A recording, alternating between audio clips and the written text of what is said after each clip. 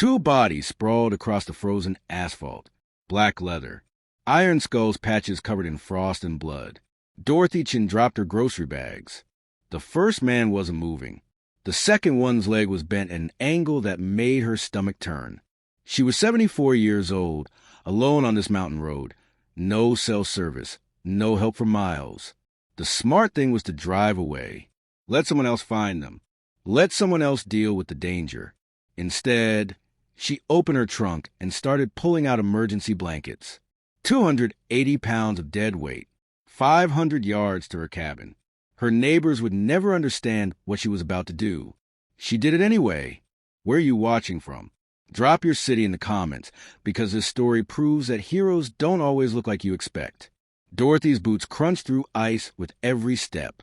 She'd fashioned a makeshift sled from her car's floor mats, dragging the unconscious man inch by agonizing inch. Behind her, the second man crawled, leaving crimson streaks in the white snow. His shattered ankle made every movement torture, but he didn't cry out. Tough. This one was disciplined. Name. Dorothy called without stopping. Vincent. His voice was strained. They call me Prophet. She almost laughed. An Iron Skulls member called Prophet. Religious. Philosophy major. Dropped out. That made her pause. She turned, really looked at him.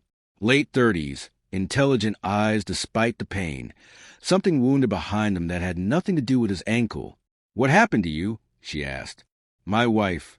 My kids. 3 words that explained everything. How long ago? House fire. 5 years. I was on the road. Got home too late. Dorothy understood grief. She nodded once and kept pulling. My husband was a firefighter. Died saving 3 kids from a burning building. Couldn't save himself. Prophet went quiet. Then, I'm sorry. Me too. Every single day. The big man regained consciousness swinging. His fist connected with Dorothy's shoulder before she could dodge, spinning her into the wall. She'd taken worse hits. Korea, 1952. Army Field Hospital. A delirious soldier with burns covering half his body. Convinced she was the enemy. She'd survived that. She'd survived this. You want to hit me again? She said calmly. Go ahead. But then you freeze to death in the next 15 minutes, and your friend dies right next to you. That your plan? His grip on her arm loosened. Who are you? The woman saving your ass. Now let go so I can finish. He released her slowly. Prophet. Right here, brother. Vincent dragged himself close enough to touch the big man's boot. She's good, Titan. Let her work. Titan. The name fit perfectly. Everything about him was massive. Hands, chest, the barely contained rage in his eyes. Dorothy rubbed her shoulder. She'd have bruises by morning. Worth it. 300 yards left. Can you walk? Can't feel my legs. That's hypothermia. Could pass, could not. Either way, we're moving. The cabin door slammed open. Dorothy half-carried Titan through, dumping him onto the couch near the wood stove. He groaned. Good sign. Groaning meant alive. Prophet was harder. His ankle needed stabilizing before she could move him safely. Every adjustment sent visible waves of agony across his face. This will hurt, she warned. Already hurts. Going to hurt worse. She gripped his ankle with one hand, his knee with the other. On 3. 1, she pulled. Prophet's scream echoed off the walls. His body convulsed. His fingers clawed at the floor hard enough to leave scratches in the wood, but he didn't pass out. Discipline. Military discipline. Done. Dorothy said, breathe. He breathed, ragged, shuddering but controlled. She splinted the ankle with firewood and duct tape. Not pretty. Functional. Holds till we get real help. You're a medic. Titan's voice came from the couch, suspicious. Combat nurse. Korea. 18 months. That why you helped us. Helped you because you were dying. She looked up from wrapping Prophet's ankle. Don't flatter yourselves. We're Iron Skulls. I noticed the patches. People don't help Iron Skulls. Dorothy straightened, met his eyes. Son, I've stitched gut wounds on 19-year-old boys while artillery shells exploded around my tent. You think your leather jacket scares me? Silence. Then Titan laughed, short, painful, but genuine. Lady, you're either insane or the toughest person I've ever met. Both. She handed him a mug of broth. Now drink and be quiet. Prophet's voice was stronger now, the fire bringing color back to his face. Your husband, James, that his name. Dorothy glanced at the photos on the mantel. How'd you know? The pictures, the way you arranged them, the metal in the shadow box. Firefighter of the Year, 1995. He built things, didn't he? This cabin. Every log, every nail. Built it with his own hands over 3 summers. Where is he? Cemetery. 2 miles east. 8 years this October. I'm sorry. Don't be. We had 47 good years. More than most. Titan cut in. Why are you telling us this? Dorothy turned. Because you asked. Because you're in my home. Because in about 20 minutes this gets complicated. And I want you to understand something first. What? I don't save people because they deserve it. I save people because that's who I am. James taught me that. So whatever happens next, whatever your club does, whatever the police do, whatever this town does, I need you to know I don't regret pulling you off that road. The phone rang. Dorothy knew before answering. Dorothy Chen, have you lost your mind? Barbara Walsh, right on time. Morning, Barbara. Don't morning me. I just saw the motorcycles. I saw the blood trail.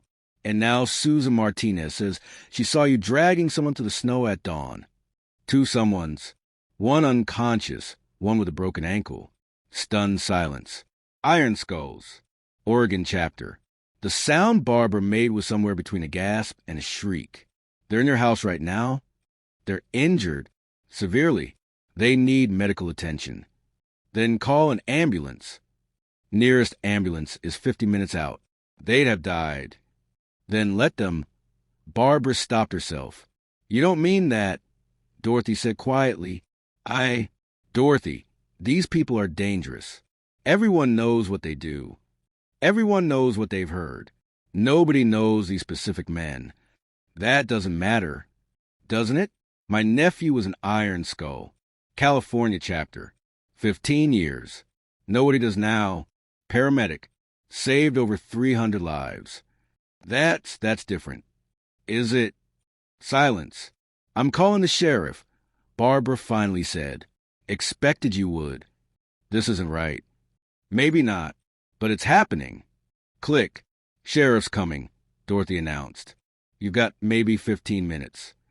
Titan struggled to sit up. We need to leave. You can barely stand. Doesn't matter if cops come. The cops are coming whether you leave or not. Question is whether you're here to tell your story or bleeding out in a ditch because you tried running on legs that won't hold you. Prophet's voice was calm. She's right, Titan. We're not going anywhere. The club will understand we crashed, nearly died, and some woman saved us. That's not betrayal. That's survival. Dorothy raised an eyebrow. Some woman.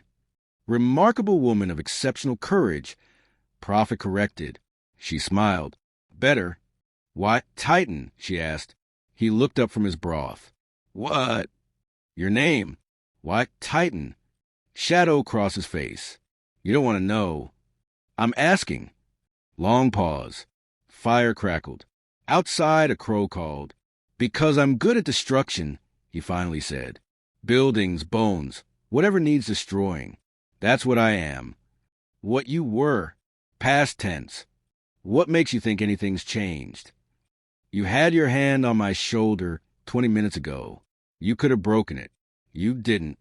He stared at her, confused. So you don't hurt people who help you, Dorothy said.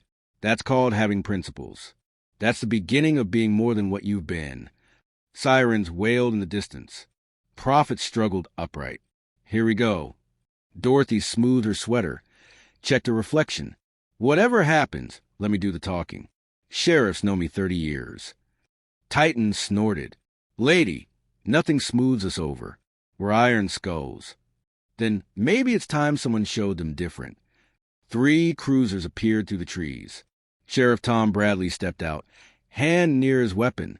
For deputies fanned out tactically, Dorothy stepped onto the porch, coffee mug in hand. "Morning, Tom." He stopped short. Whatever he'd expected, it wasn't a 74-year-old woman in a hand-knit cardigan drinking coffee. "Dorothy, got a report of iron skulls at your place." "Correct." "You under duress?" "Do I look under duress?" He didn't answer, scanning the windows for threats. "Two men inside," Dorothy continued. "Both injured. Motorcycle crash on black ice.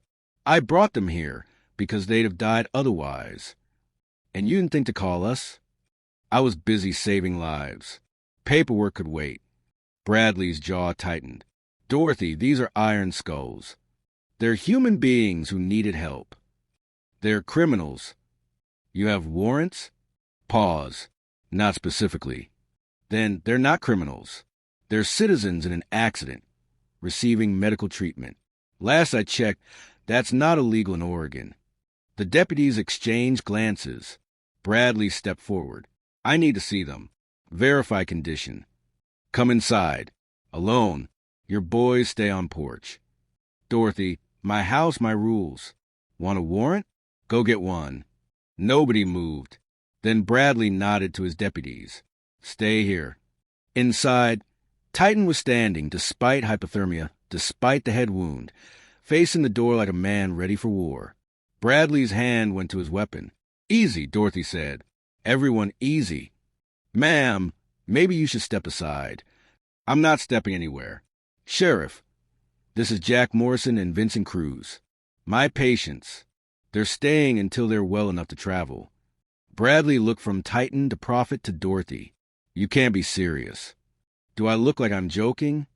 These men nearly died last night. If I hadn't found them, you'd be scraping frozen corpses off the road instead of standing in my living room asking stupid questions." Bradley flinched. In 30 years, he'd never heard Dorothy raise her voice. "I've served this community for 50 years, she continued. "I delivered half the babies in this town. I set bones, stitched wounds, held dying people's hands. I've earned the right to decide who stays under my roof. Dorothy, and if you have a problem with that, Tom Bradley, you can explain to your wife why you arrested the woman who sat with her through 2 miscarriages when nobody else would." Dead silence. Bradley's face went through several colors. "Finally, I'll need statements." "Fine. After they've rested, eaten, recovered enough not to collapse during your interrogation." "That's not protocol." "I don't give a damn about protocol. I give a damn about keeping people alive. That's been my job for 60 years. Not stopping now." She opened the door. "Come back tomorrow. 9 a.m. Bring coffee." Bradley stared, then laughed, short, surprised. "Dorothy Chen, you're something else. You're just figuring that out?" He shook his head, walked to the door, paused. "The club's going to come looking for them." "I know. And you're still doing this?" Dorothy looked at Titan, at Prophet, at James's metal-catching afternoon light. "Tom, my husband used to say the measure of a person isn't what they do when it's easy. It's what they do when it's hard." She met his eyes. "This is hard. I'm doing it anyway." The iron skulls came at dusk. Not roaring, not threatening. Just headlights cutting through pine and snow. Engines idling low like restrained breath. 7 bikes stopped at the edge of Dorothy's drive. Men dismounted slowly. Big men. Scarred men. Men who carried themselves like people used to being feared. They froze when they saw the sheriff's cruiser still parked down the road. Then they saw Dorothy, standing on her porch, hands folded, waiting. Reaper, club president, 6'4", beard like steel wool, stepped forward. "Ma'am," he said carefully, "we're here for our brothers." Dorothy nodded. "They're alive because I ignored what people think of you." Silence. Titan took a step out onto the porch behind her, wrapped in blankets, bruised but standing. Prophet followed, leaning on a cane Dorothy had carved from firewood. Reaper's jaw tightened. "You hurt?" Titan shook his head. "We were dead till she found us." Prophet added quietly, "She saved us. No conditions." Reaper removed his gloves. That mattered. "You need anything, ma'am?" he asked. Dorothy considered him. All of him. Yes, she said. I need you to live better than you were yesterday. That's how you pay me back. Reaper swallowed. Once. Yes, ma'am. The sheriff watched it all. Didn't interrupt. The town talked for months. Some said Dorothy was reckless. Some said she was brave. Some said she was lucky it didn't go wrong. But something changed. The Iron Skull started showing up differently, helping stranded motorists, clearing roads after storms, donating blood quietly. And when hikers went missing the following winter, it was Iron Skull's bikes that reached them first. Years later, when Dorothy Chen passed quietly in her sleep at 91, the church overflowed. So did the street outside. Leather vests stood beside uniforms. Firefighters beside bikers. People she'd saved, most without ever knowing their names. Titan carried her casket. Prophet read a passage from Marcus Aurelius. And on her grave, beneath her name, someone carved the words she lived by. I save people because that's who I am. Because sometimes the strongest thing a person can do is refuse to look away. And sometimes redemption doesn't start with punishment. It starts with mercy on a frozen road. If this story moved you, subscribe and share it. Comment where you're watching from, because this proves that redemption is always possible, that heroes wear unexpected faces, and that one person's courage can transform an entire movement. Dorothy Chen showed us that strength isn't about destruction.